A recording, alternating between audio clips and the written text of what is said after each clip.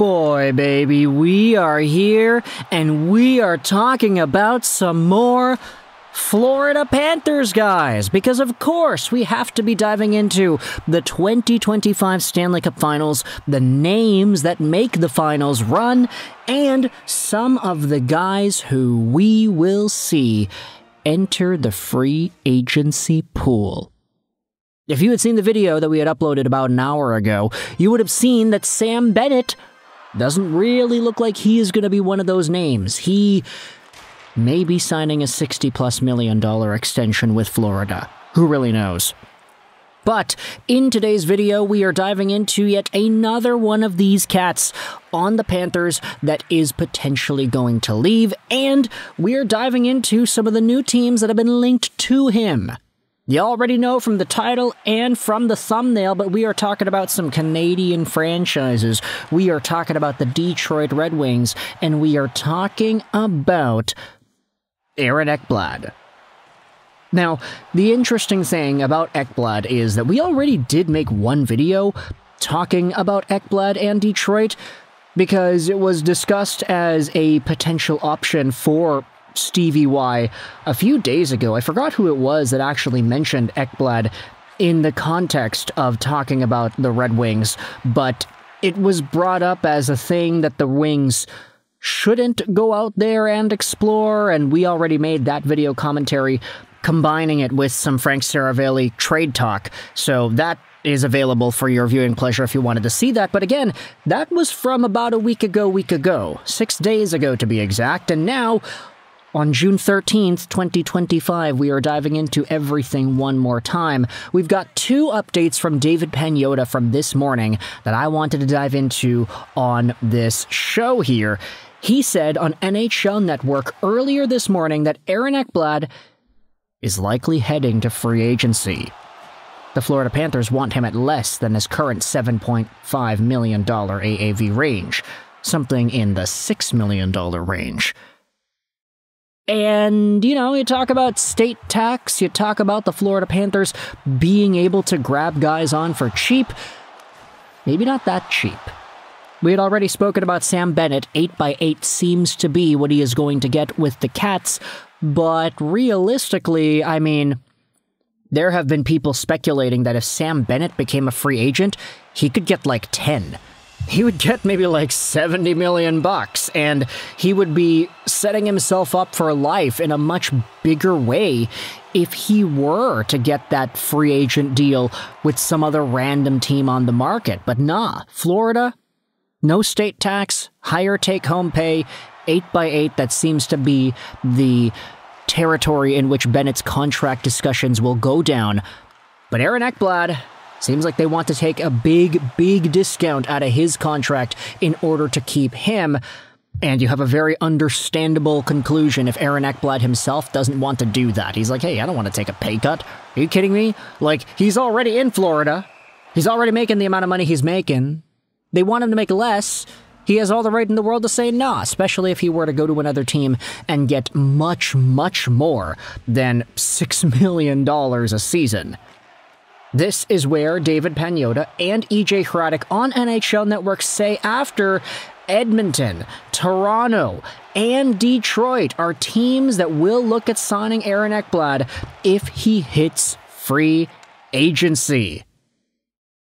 They say here that these three teams are among the group of teams that will be looking at Aaron Ekblad, but of course, just the mere possibility of these teams being brought up in the Ekblad conversation gives us the opportunity to dive into it and talk about it. Starting out with the Toronto Maple Leafs, because I think this is the more obvious choice out of all these teams being mentioned here, because it's like, hey, of course Aaron Ekblad is linked to Toronto. He was a first overall OHL exceptional status guy. He was a first overall NHL draft pick. He was from Ontario. He played his junior hockey in Barrie. He's a good old Ontario kid, and I don't think anybody is going to disagree with that.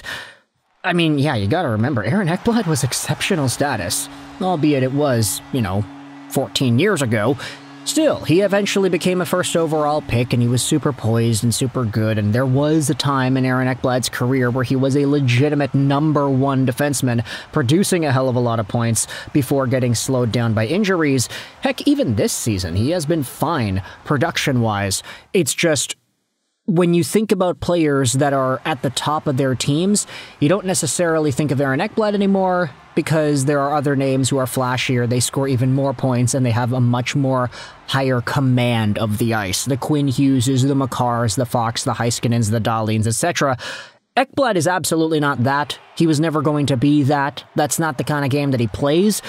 But if you want somebody who can be a reliable 23, 24-minute-a-night defenseman and a guy whom you could play upwards of 30 minutes if the game goes to overtime, Aaron Ekblad's your guy. He's mean, he's big, he's tough, he's a wall. Everything that you wanted out of a guy like Shea Weber and Ben Sherratt, you can get out of Aaron Ekblad.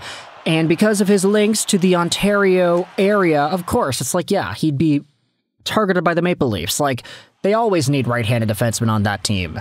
Would they be willing to overpay for Ekblad?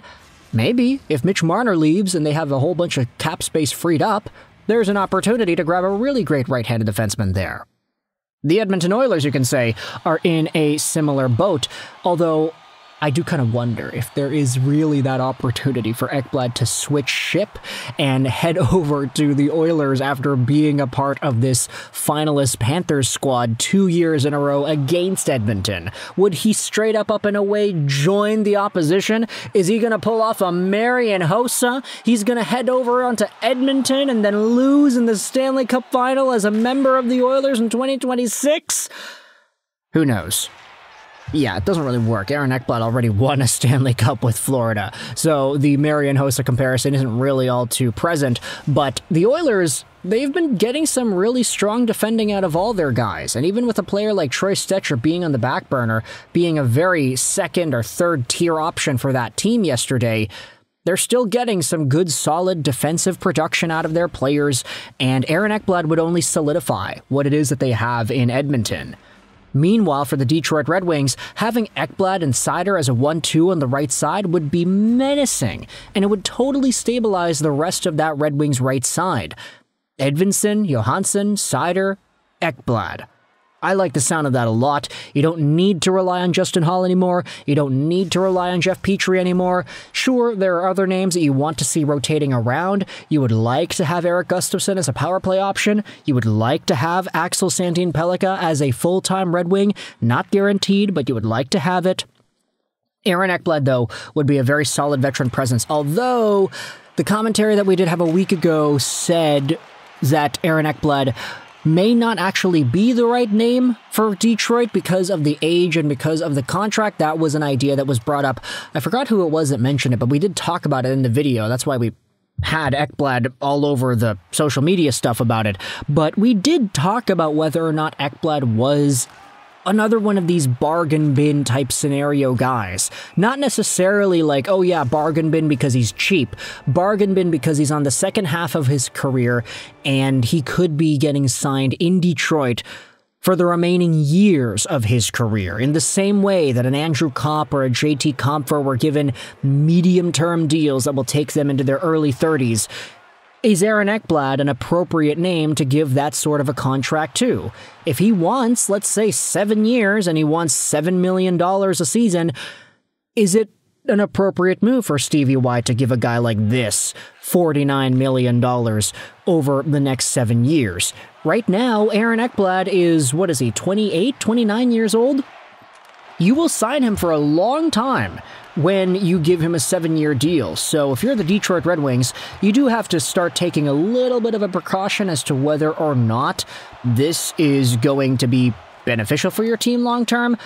I do think that Seider, of course, he is the number 1, Ekblad being a number 2, does sound intriguing, but the question is it appropriate for what this team is trying to have in store? Let me know your thoughts in the comment section below. I hope you enjoyed this video. And bye.